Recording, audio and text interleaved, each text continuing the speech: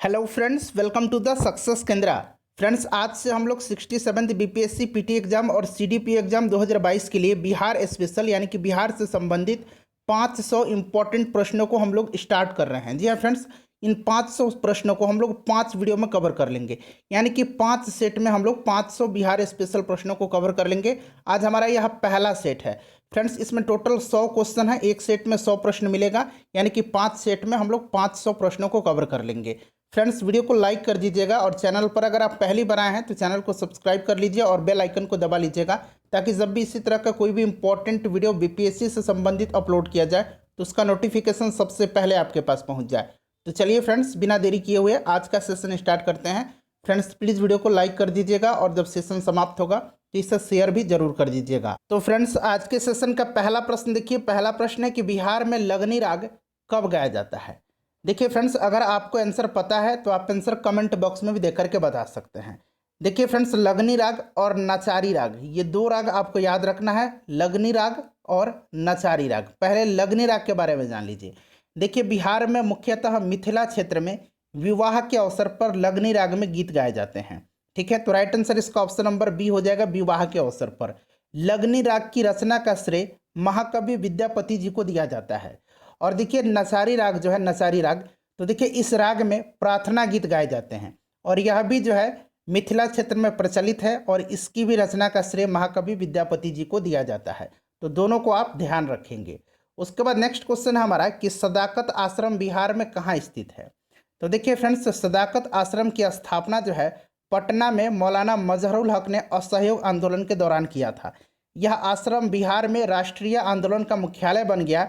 सितंबर 1921 में मजहरुल हक ने सदाकत आश्रम से ही द मदरलैंड, याद रखेंगे द मदरलैंड, ठीक है, द मदरलैंड नामक, यहाँ मैं पूरा नाम लिख देता हूँ, द मदरलैंड नामक एक समाचार पत्र का प्रकाशन शुरू किया था।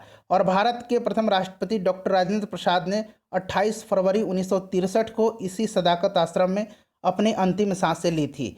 ध्यान रखेंगे, option number A right answer हो जाएगा। मैं कोशिश करूंगा कि मैं डिटेल में आपको बताते चलूँ, बस आपको ध्यानपूर्वक सुनना है। देखिए, तीसरा प्रश्न है कि बिहार में किस खनिज की उपलब्धता के कारण औपनिवेशिक शक्तियाँ यहाँ आकर्षित हुई थी। तो देखिए, मध्यकालीन बिहार सूती वस्त्र, सोरा और अनाज के लिए अंतर्राष्ट्रीय व्यापार का प्रमुख केंद्र था। पुर्तगाली सबसे पहले बिहार में आए और डचों ने 1632 में, याद रखेंगे, डचों ने 1632 में जो है पटना में अपनी फैक्ट्री स्थापित किया था और अंग्रेजों ने 1651 में पटना में अपनी फैक्ट्री स्थापित किया था। इन दोनों को ध्यान रखेंगे। राइट आंसर यहाँ पर देखिए सोरा दिया गया है। उसके बाद नेक्स्ट क्वेश्चन देखिए कि पुनपुन नदी उत्तर पूर्वी दिशा में प्रवाहित होती हुई किस स्थान पर गंगा में मिलती है। तो फ्रेंड्स ध्यान दीजिएगा। देखिए, ये जो पुनपुन नदी है फ्रेंड्स, पुनपुन नदी पलामू झारखंड की चोरहा पहाड़ी से निकल करके, कहाँ से, तो ध्यान रखेंगे, चोरहा पहाड़ी से निकल करके यह फतुहा के निकट आकर के गंगा में मिल जाती है। तो राइट आंसर देखिए यहाँ फतुहा दिया गया है। उसके बाद नेक्स्ट क्वेश्चन है हमारा कि निम्नलिखित में से किन झीलों का समूह जूट उत्पादन के लिए प्रसिद्ध है। तो सबसे ज़्यादा जूट का उत्पादन जो है पूर्णिया में होता है। उसके बाद अगर हम बात करें तो कटिहार हो जाएगा, मतलब ये समूह मैं आपको बता रहा हूँ, पूर्णिया, कटिहार और दरभंगा। ठीक है, तो देखिए ऑप्शन नंबर यहाँ पर पूर्णिया, दरभंगा, कटिहार दिया गया, ऑप्शन नंबर बी। सबसे ज़्यादा बिहार में जूट का उत्पादन पूर्णिया में होता है।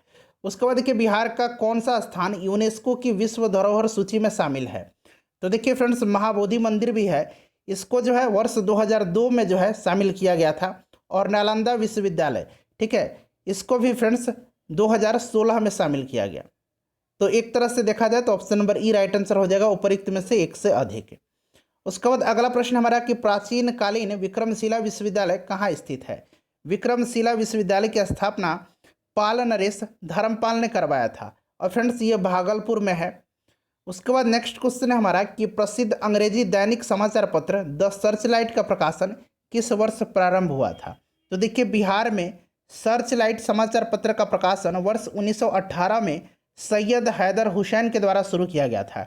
सर्चलाइट बिहार का पहला अंग्रेजी दैनिक समाचार पत्र है। मुरली मनोहर प्रसाद बिहार में सर्चलाइट समाचार पत्र के संपादक थे। तो इन सभी पॉइंट्स को ध्यान रखना है आपको, option number B right answer हो जाएगा, 1918। चलिए नेक्स्ट क्वेश्चन कर लेंगे कि बिहार में किन स्थानों से काले चमकीले मृदभांड प्राप्त हुए हैं। तो फ्रेंड्स ये प्राप्त हुए हैं बक्सर और चिरांद से। ध्यान रखेंगे कहाँ से, बक्सर और चिरांद से। उसके बाद देखिए मंजूषा चित्रकला शैली, ध्यान रखेंगे बिहार के किस क्षेत्र में लोकप्रिय है, बताइए। तो देखिए फ्रेंड्स यह जो मंजूषा चित्रकला शैली है इसका विकास भागलपुर के क्षेत्र में हुआ।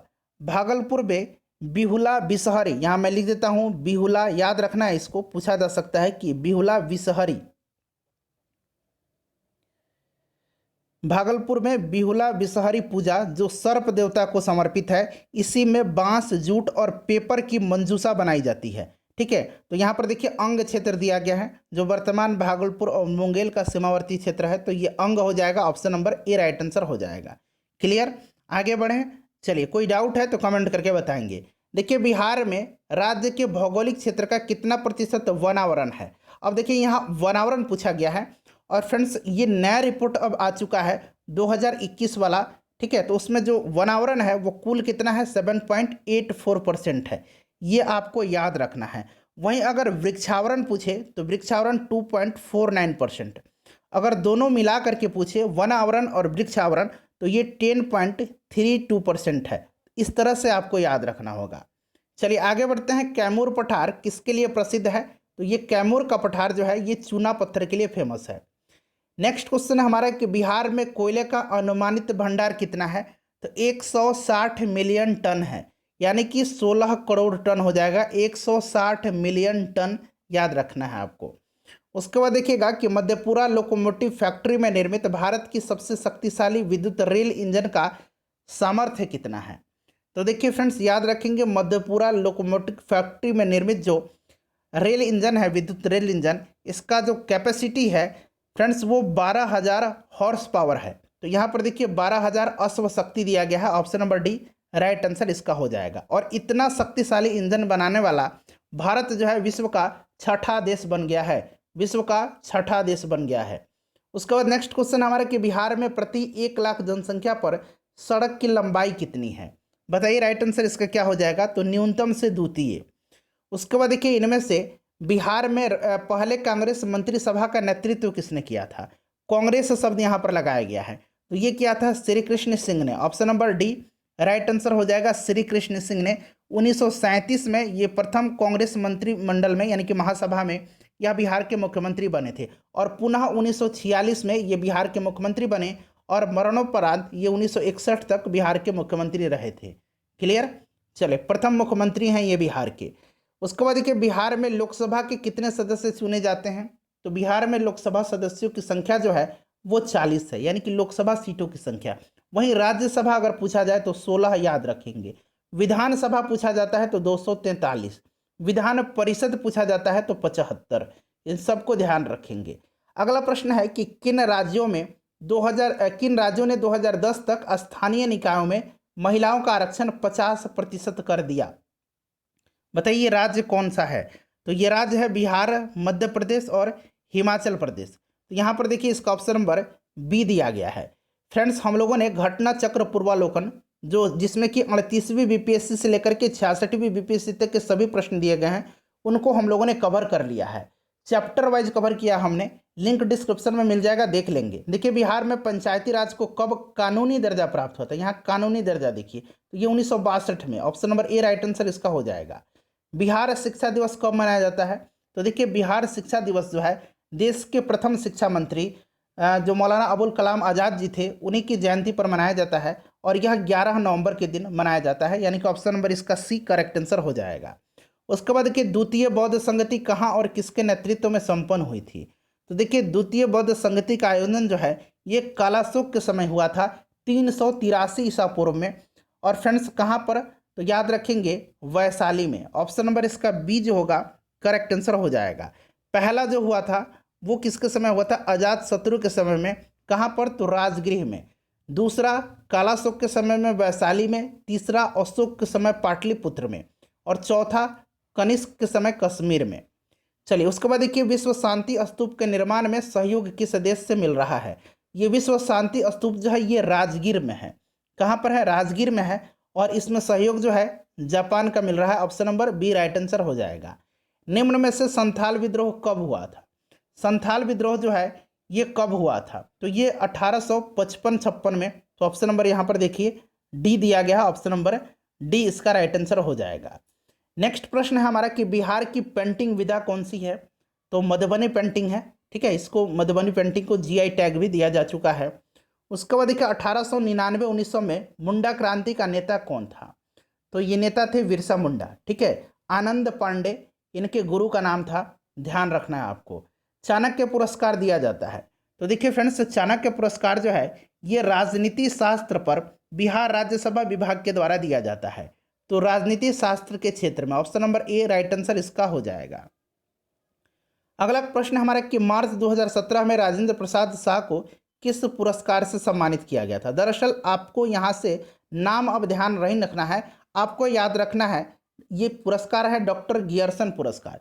देखिए डॉक्टर गियरसन पुरस्कार जो है यह बिहार की लोक भाषाओं में मैथिली और मगही में लिखित पुस्तक पर बिहार राजभाषा विभाग द्वारा लेखक को पुरस्कृत किया जाता है। तो याद रखेंगे ये बिहार में दिया जाता है गियरसन पुरस्कार। अगला प्रश्न हमारा कि बिहार का एकमात्र राष्ट्रीय उद्यान कौन सा है? तो ये वाल्मीकि नेशनल पार्क है, option number A right answer हो जाएगा। पश्चिम चंपारण जिला में है, टाइगर रिजर्व के अंतर्गत आता है ये। जयप्रकाश नारायण किस नाम से पहचाने जाते हैं? तो लोक नायक जयप्रकाश नारायण, ठीक है। लोकमान्य बाल गंगाधर तिलक, लोक हितवादी गोपाल हरि देशमुख को कहा जाता है। तो ये सब याद रखना है आपको।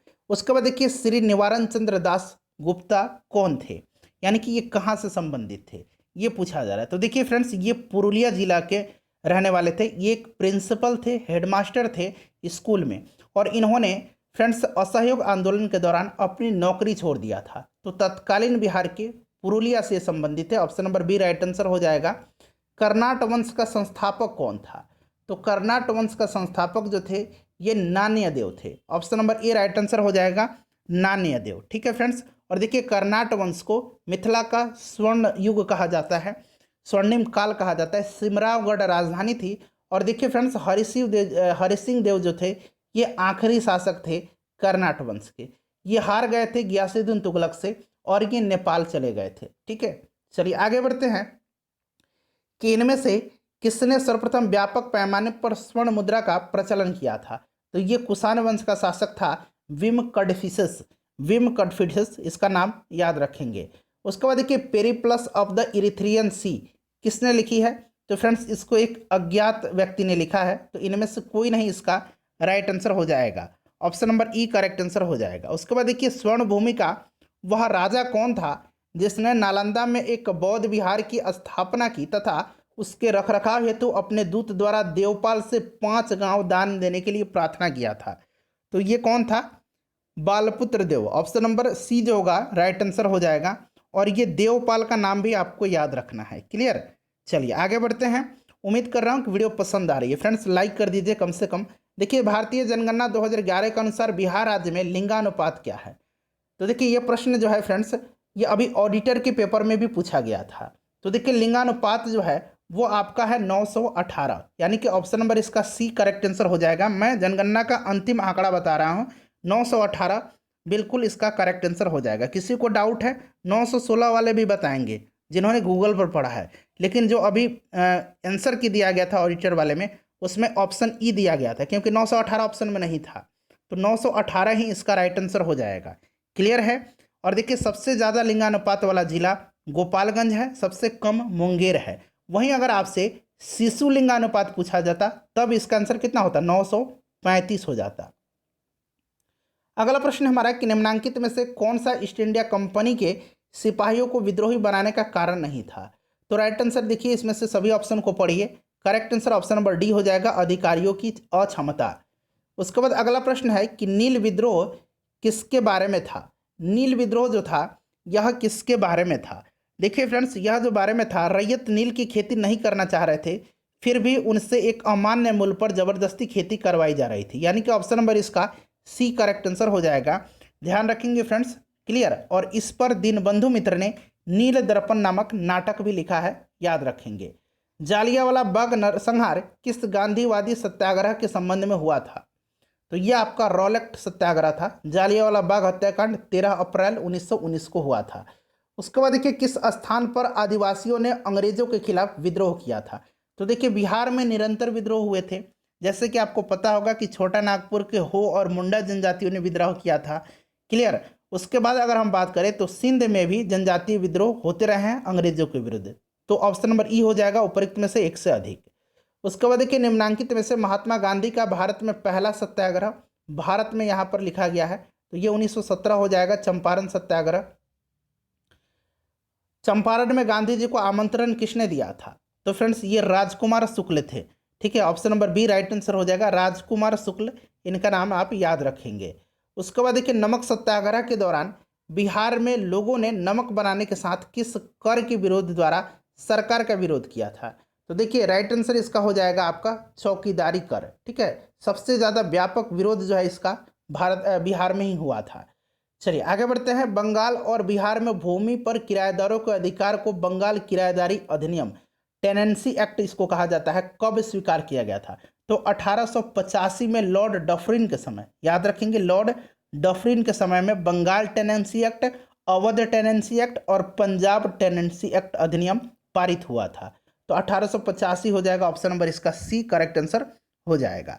चलिए आगे बढ़ते हैं। नेक्स्ट क्वेश्चन है कि किस सुल्तान ने जमीन में फसल की नपाई का आधा राजस्व के रूप में दावा किया था? बताइए राइट आंसर इसका क्या हो जाएगा? तो देखिए फ्रेंड्स ये था आपका अलाउद्दीन खिलजी। अलाउद्दीन खिलजी ने भू राजस्व दर को बढ़ा करके आधा कर दिया था, और जो लूट का धन होता था, लूट का धन जिसको कि खम्स कहा जाता था, इसको क्या कहा जाता था? खम्स कहा जाता था। इसमें फ्रेंड्स इसने जो है 1/4 के स्थान से पर सुल्तान का जो हिस्सा था उसको 3/4 कर दिया था। तो ये भी आप ध्यान रखेंगे। बिहार के निम्नलिखित हिस्सों में से कौन सा हिस्सा भूतात्विक दृष्टि से अपेक्षाकृत पुराना है? तो देखिए खड़गपुर की पहाड़ियाँ धारवाड़ क्रम की हैं, जबकि रोहतास का पठार विंध्यन क्रम की है। उत्तर पश्चिम पहाड़ियाँ शिवालिक हिमालय का भाग है जो तृतीयक क्रम की है। और फ्रेंड्स उत्तर गंगा का जो मैदान है ये नवीनतम है। तो इसमें पूछा गया है कि अपेक्षाकृत पुराना है, तो ये राइट आंसर इसका ऑप्शन नंबर सी हो जाएगा, खड़गपुर की पहाड़ियाँ। अगला प्रश्न है हमारा कि बिहार का अधिकांश क्षेत्र आच्छादित है। तो फ्रेंड्स यह दोमट मिट्टी से यानी कि कछारी मिट्टी से आच्छादित है। ध्यान रखेंगे, कछारी भी याद रखेंगे, दोमट भी आप याद रखेंगे, दोमट या कछारी। मुजफ्फरपुर, दरभंगा तथा चंपारण जिलों में कौन सी मिट्टी अधिकांशतः पाई जाती है? तो फ्रेंड्स यह मिट्टी कौन सी है बताइए? तो यह मिट्टी है नवीन जलोढ़क मिट्टी। कौन सी मिट्टी है? नवीन जलोढ़क मिट्टी है, option number B right answer इसका हो जाएगा। उसके बाद देखिएगा कि निम्नलिखित में से कौन सी नदी फतुहा के पास गंगा में मिलती है? तो अभी हम लोगों ने कवर किया था, ये नदी पुनपुन नदी है। यह पलामू के चोरहा पहाड़ी से निकलती है और फतुहा के निकट आकर के गंगा में मिल जाती है। अगला प्रश्न है कि त्रिवेणी नहर किस नदी पर निर्मित है? बहुत ही इंपॉर्टेंट क्वेश्चन है, बताइएगा त्रिवेणी नहर जो है यह किस नदी पर स्थित है? तो देखिए त्रिवेणी नहर का निर्माण 1904 में हुआ था, 1904 में हुआ था, और यह नहर भारत नेपाल सीमा के समीप पश्चिम चंपारण जिला में त्रिवेणी नामक स्थान के गंडक नदी से निकाली गई है। तो ये गंडक हो जाएगा, ऑप्शन नंबर सी इसका करेक्ट आंसर हो जाएगा। उसके बाद आगे बढ़ेंगे कि बिहार में कृषि भूमि की जोतों का औसतन आकार दूसरे राज्य की तुलना में कितना है? तो फ्रेंड्स ये न्यूनतम से द्वितीय हो जाएगा, ऑप्शन नंबर बी। क्लियर। चलिए उसके बाद देखिए कि बिहार की यात्रा करने वाला प्रथम विदेशी यात्री कौन था? तो फ्रेंड्स यह विदेशी यात्री मेगास्थनीज था। ये चंद्रगुप्त मौर्य के समय में आया था। इसकी प्रसिद्ध पुस्तक इंडिका है, ध्यान रखेंगे। क्लियर। चलिए अगला प्रश्न है हमारा, सेल्यूकस निकेटर का यह राजदूत था। वास्तुकार महागोविंद किस शासक के दरबार में रहते थे? ये भी क्वेश्चन इंपॉर्टेंट है। देखिए वास्तुकार जो महागोविंद थे, इन्होंने फ्रेंड्स ध्यान रखेंगे राजगीर जो राजधानी थी उस समय बिंबिसार का, उसका निर्माण किया था। तो ये बिंबिसार के दरबार में रहते थे। हर्यंक वंश का संस्थापक। मगध राज्य में प्रसिद्ध चिकित्सक जीवक किसके शासनकाल से संबंधित हैं? तो ये भी बिंबिसार से। अगला प्रश्न है कि रंगनाथ माधोलकर, जिसको कि हम लोग शॉर्ट में आर.एन. माधोलकर पढ़ते हैं, की अध्यक्षता में वर्ष 1912 में भारतीय राष्ट्रीय कांग्रेस का यहाँ 27वां बना लीजिए 27वां अधिवेशन किस स्थान पर हुआ था? तो ये पटना में हुआ था। ठीक है, आर.एन. माधोलकर की अध्यक्षता में 1912 में पटना में। इस अधिवेशन के महासचिव सच्चिदानंद सिन्हा थे और मौलाना मजहरुल हक स्वागत समिति के अध्यक्ष थे। नेक्स्ट क्वेश्चन है हमारा कि बिहार के किस जिले को वर्मी कंपोस्ट जिला माना जाता है? यहाँ देखिए वर्मी कंपोस्ट, तो फ्रेंड्स ये बेगूसराय को, बिल्कुल करेक्ट आंसर है, कोई भी डाउट आपको नहीं होना चाहिए। चलिए अगला प्रश्न हमारा कि जयप्रकाश नारायण अखिल भारतीय आयुर्विज्ञान संस्थान किस शहर में स्थित है? तो यह पटना में है। कहाँ पर है? पटना में है। अगला प्रश्न है कि बिहार में अति निर्धन वर्गों के लिए जीविका परियोजना किसकी सहायता से प्रारंभ की गई थी? तो फ्रेंड्स यह विश्व बैंक की सहायता से 2007 में यह शुरू की गई थी। नेक्स्ट क्वेश्चन हमारा कि सोनपुर पशु मेले का आयोजन किस जिले में किया जाता है? अब देखिए सोनपुर पशु मेला यह फ्रेंड्स गंडक नदी के तट पर किया जाता है सोनपुर में, और सोनपुर जो आता है यह सारण जिला में आता है। बहुत लोग वैशाली कहेंगे, लेकिन मेरे ख्याल से सोनपुर पशु मेला सारण ही इसका आंसर होगा, क्योंकि यह हाजीपुर से 3 किलोमीटर दूर सारण सारण में जो है सोनपुर है। ठीक है, और सोनपुर में ही ध्यान रखेंगे हरिहर नाथ मंदिर भी है। क्लियर? तो ये सारण इसका राइट आंसर हो जाएगा। वैसे गूगल पर आप देखेंगे तो वैशाली कहीं दिखाएगा, कहीं सारण भी दिखाएगा, लेकिन सारण राइट आंसर होगा इसका। बिहार में सर्वप्रथम नगर पालिका की स्थापना किस नगर में हुई थी? यहाँ नगर पालिका पूछा गया, नगर निगम पूछा जाता तो पटना नगर निगम। देखिए नगर पालिका पूछा गया, ये 1865 में हुआ था आरा में। ठीक है, option number A right answer इसका हो जाएगा। इनमें से किसने पहली बार यह व्याख्या की थी कि पृथ्वी के अपनी धुरी पर घूमने के कारण प्रतिदिन सूर्योदय और सूर्यास्त होता है? तो ये आर्यभट्ट। आर्यभट्ट किसके दरबारी थे, किसके समकालीन थे? तो चंद्रगुप्त द्वितीय के, यानी कि चंद्रगुप्त विक्रमादित्य के। नेक्स्ट क्वेश्चन हमारा कि भगवान बुद्ध के महापरिनिर्वाण के बाद पहली बौद्ध संगति आयोजित हुई थी? तो यह 483 ईसा पूर्व में हुई थी। कहाँ पर? तो राजगृह में। किसके समय में? तो अजात शत्रु के समय में। ऑप्शन नंबर इसका ए राइट आंसर इसका हो जाएगा। चलिए आगे बढ़ते हैं। नेक्स्ट क्वेश्चन करेंगे कि प्रसिद्ध चीनी यात्री फाहियान किसके शासनकाल में आया था? तो देखिए मेगास्थनीज आया था चंद्रगुप्त मौर्य के दरबार में, और फाहियान जो है ये आया था आपका चंद्रगुप्त द्वितीय के समय में। ऑप्शन नंबर इसका बी जो होगा राइट आंसर हो जाएगा। अगला प्रश्न है कि मौर्य साम्राज्य का 7 वर्गों में विभाजन का विशेष रूप से उल्लेख किया गया है? तो ये किया गया है मेगास्थनीज की पुस्तक इंडिका में। ठीक है, ये 7 वर्ग याद रखेंगे, नाम भी जान लीजिए। ये 7 वर्ग कौन कौन से थे तो पूछा जा सकता है, इतना इंपॉर्टेंट भी नहीं है लेकिन ध्यान रखना आपको। ठीक है, ये थे कौन? दार्शनिक, किसान, सैनिक, पशुपालक, आखेटक, उसके बाद व्यापारी, मजदूर, कारीगर, ये एक वर्ग में थे। निरीक्षक, गुप्तचर, ये एक वर्ग में इनको रखा गया था। मंत्री और परामर्शदाता। ठीक है, तो आपको याद रखना है सिर्फ मेगास्थनीज की पुस्तक में 7 वर्गों का विभाजन किया गया है। उसके बाद देखिए जुलाई 2018 तक पटना जिला जो है यह बिहार के कितने जिलों से सीमाबद्ध था? तो ये पटना जिला जो है यह 9 जिलों से सीमाबद्ध है। उंगली पर काउंट करेंगे, भोजपुर, सारण, वैशाली, समस्तीपुर, बेगूसराय, लखीसराय, नालंदा, जहानाबाद और अरवल।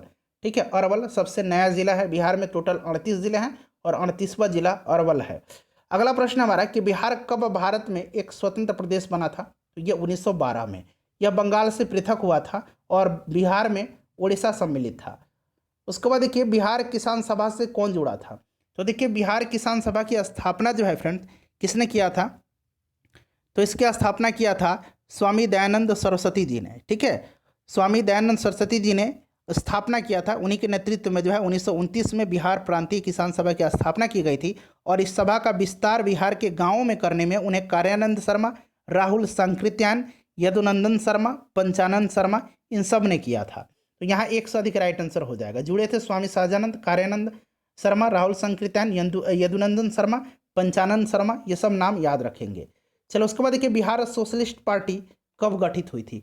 बिहार सोशलिस्ट पार्टी देखिए 1931 में गंगा शरण सिंह, जयप्रकाश नारायण, फूलन प्रसाद वर्मा, अब्दुल बारी, राहुल संकृत्यान तथा अंबिका सिन्हा के द्वारा बिहार सोशलिस्ट पार्टी की स्थापना के लिए एक समूह बनाया गया। अन्य सदस्यों में रामवृक्ष पेनीपुरी थे, गंगा शरण सिन्हा थे, योगेंद्र शुक्ल थे, अब्दुल बारी थे, कर्पूरी ठाकुर थे और बसावन सिंह, ये सब थे। 1934 में पटना में आचार्य नरेंद्र देव की अध्यक्षता में बिहार सोशलिस्ट पार्टी की विधिवत स्थापना हुई थी, और फ्रेंड्स जयप्रकाश नारायण इसके सचिव थे। अब देखिए फ्रेंड्स यहाँ ऑप्शन में 1931 भी दिया गया है और 1934 भी दिया गया। तो अभी मैंने आपको जैसे बताया कि विधिवत इसकी स्थापना 1934 में हुई थी। इसके अध्यक्ष कौन बने थे? तो नरेंद्र देव थे, और फ्रेंड्स इसके सचिव जयप्रकाश नारायण थे। तो यहाँ पर सोशलिस्ट पार्टी गठित हुई थी 1931 में, और विधिवत स्थापना इसकी 1934 में हुई थी। दोनों को ध्यान रखेंगे। इनमें से किसने बिहार में पहले कांग्रेस मंत्री सभा का नेतृत्व किया था? देखिए कांग्रेस शब्द आ गया है, तो हम लोगों ने इसको कवर कर लिया है श्री कृष्ण सिंह है। Option number D right answer हो जाएगा। अगर प्रश्न इस तरह से पूछा जाता कि बिहार में 1937 में गठित प्रथम भारतीय मंत्रिमंडल का नेतृत्व किसने किया था, तो ये किया था किसने फ्रेंड्स, मोहम्मद यूनिस ने। और यहाँ कांग्रेस शब्द लग रहा है तो ये श्री कृष्ण सिंह हो जाएगा। उसके बाद देखिए, भारत छोड़ो आंदोलन के दौरान 11 अगस्त 1942 को हुए शहीदों के नाम और उनके निवास स्थान का मिलान करें। तो देखिए यहाँ पर मिलान करना है और नीचे से कूट में से आपको ऑप्शन चुन करके बताना है। चलिए देखिए, जगतपति कुमार ये औरंगाबाद खराटी गांव के थे। उसके बाद रामानंद सिंह जो थे ये शहादत नगर सारण के थे। उसके बाद राजेंद्र सिंह बनवारी चक सारण। सतीश चंद्र झा ये खड़हरा भागलपुर। तो ऑप्शन नंबर ए जो होगा इसका आंसर हो जाएगा। ठीक है, चलिए आगे बढ़ते हैं। उसके बाद फ्रेंड्स अगला प्रश्न है कि बिहार प्रोविंशियल किसान सभा का गठन कब हुआ था। तो फ्रेंड्स इसके बारे में मैंने आपको बता दिया अभी कि इसका गठन किया गया था 1929 में। Option number A right answer हो जाएगा, 1929 में किया गया था। ठीक है, सोनपुर मेला के अवसर पर स्वामी सहजानंद सरस्वती जी के द्वारा। चलिए आगे बढ़ते हैं कि स्वामी सहजानंद सरस्वती ने एक पत्रिका का प्रकाशन किया था जिसका नाम था हुंकार। ठीक है, स्वामी जी ने हुंकार पत्रिका का प्रकाशन किया था। उसके बाद देखिए, पटना में 1913 में अनुशीलन समिति की एक शाखा की स्थापना किसने की थी, तो फ्रेंड्स इसकी स्थापना सचिंद्र सन्याल ने किया था।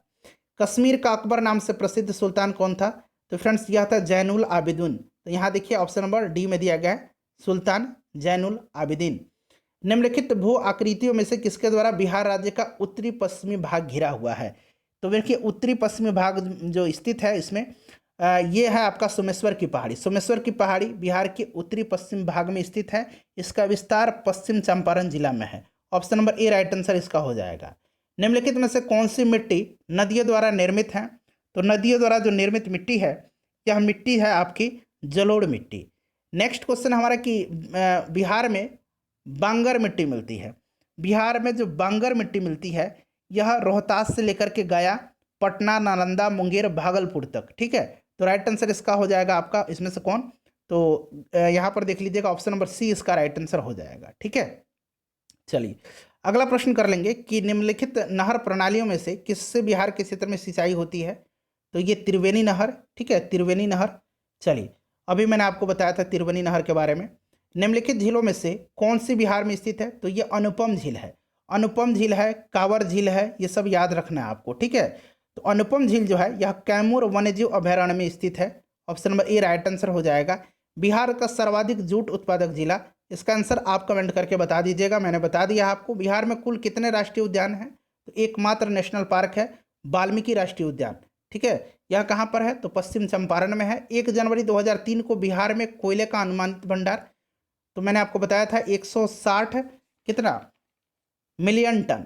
तो यहाँ देखिए मिलियन टन में दिया गया है 160। अगला प्रश्न है हमारा कि देखिए मिलान करना है, खनिज है और इनका बिहार में प्राप्ति स्थान पूछा जा रहा है आपसे, तो बताइए इसका राइट आंसर। मिलान करके नीचे आपको बताना है। चलिए देख लेते हैं, इसको मिलान कर लेते हैं।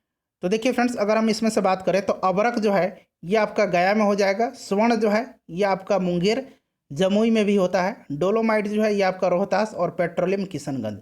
तो राइट आंसर इसका हो जाएगा 2, 1, 4, 3। Option number C correct answer इसका हो जाएगा। उसके बाद क्वेश्चन नंबर 84 देखिए। 84 है कि 16 मार्च 2018 को उप मुख्यमंत्री श्री सुशील कुमार मोदी द्वारा बिहार के किस नगर में राज्य के प्रथम स्टार्टअप हब का उद्घाटन किया गया था। ये दरअसल उस समय का करंट अफेयर का प्रश्न है, फिर भी आपको ध्यान रखना है ये किया गया था पटना में। ठीक है, चलो उसके बाद देखिएगा कि निम्नलिखित राष्ट्रीय राजमार्गों में से कौन छपरा और गोपालगंज को जोड़ता है, तो 85 नेशनल हाईवे 85 हो जाएगा। उसके बाद देखिए झारखंड बिहार से कब अलग हुआ था, तो ये 15 नवंबर सन 2000 को अलग हुआ था। अगला प्रश्न है कि बिहार विधानसभा में वर्तमान कितने सदस्य हैं, तो बिहार विधानसभा में सीटों की संख्या 243 है। क्लियर। चलिए उसके बाद आगे बढ़ते हैं। संविधान में पंचायत एवं नगर पालिका का वर्णन किन अनुसूचियों में है, तो अनुसूची 11 और अनुसूची 12 में है। चलिए उसके बाद आगे करेंगे नेक्स्ट क्वेश्चन। ग्राम पंचायत में सदस्यता हेतु न्यूनतम उम्र सीमा कितनी होनी चाहिए, तो न्यूनतम उम्र सीमा जो है ये होना चाहिए 21 वर्ष। उसके बाद नेक्स्ट क्वेश्चन है हमारा कि तख्त श्री हरविंदर साहब का संबंध किस सिख गुरु से है, तो देखिए तख्त श्री हरविंदर साहब ये पटना में है, पटना साहिब, और ये गुरु गोविंद सिंह जो सिखों के 10वें गुरु हैं, इन्हीं की जन्मस्थली है। क्लियर। चलिए उसके बाद देखिएगा कि पादरी की हवेली किस धर्म से संबंधित है, तो ये ईसाई धर्म से। मुंडाओं ने कब विद्रोह किया था, तो 1899 1900 में। ठीक है, option number C right answer हो जाएगा, बिरसा मुंडा के नेतृत्व में। बिरसा मुंडा के गुरु कौन थे, तो ये आनंद पांडे थे। उस क्षेत्र की पहचान करें जहां संथालों ने 1855-56 में अपनी समानांतर सरकार की घोषणा कर दी थी, तो ये कर दिया था भागलपुर और Rajmahal. Option number B right answer हो जाएगा। फणीश्वरनाथ रेणु स्मृति पुरस्कार किस क्षेत्र में उल्लेखनीय कार्य के लिए दिया जाता है, बताइए राइट आंसर इसका क्या हो जाएगा, फणीश्वरनाथ रेणु स्मृति पुरस्कार। तो देखिए राइट आंसर इसका क्या हो जाएगा फ्रेंड्स, करेक्ट आंसर जो होगा इसका ऑप्शन नंबर ए हो जाएगा, आंचलिक कथाकृति। ठीक है, आंचलिक कथाकृति याद रखेंगे। चलिए उसके बाद आगे बढ़ते हैं, नेक्स्ट क्वेश्चन कर लेंगे कि डॉक्टर राजेंद्र शेखर सम्मान के तहत दी जाने वाली पुरस्कार राशि कितनी है। तो फ्रेंड्स यह राशि है 3 लाख रुपया। राजकुमार शुक्ल किस गांव के निवासी थे, तो ये Murli Barharwa. Option number A right answer हो जाएगा। उसके बाद देखिए जयप्रकाश नारायण किस पार्टी से जुड़े थे, तो ये socialist party. Option number C correct answer इसका हो जाएगा। उसके बाद देखिए आखिरी क्वेश्चन है और आज के सेशन का 100वां प्रश्न है कि प्रभावती देवी किस क्षेत्र की स्वतंत्रता संग्राम की सेनानी थी, तो ये प्रभावती देवी जयप्रकाश नारायण की धर्मपत्नी थी और ये पटना की स्वतंत्रता सेनानी थी।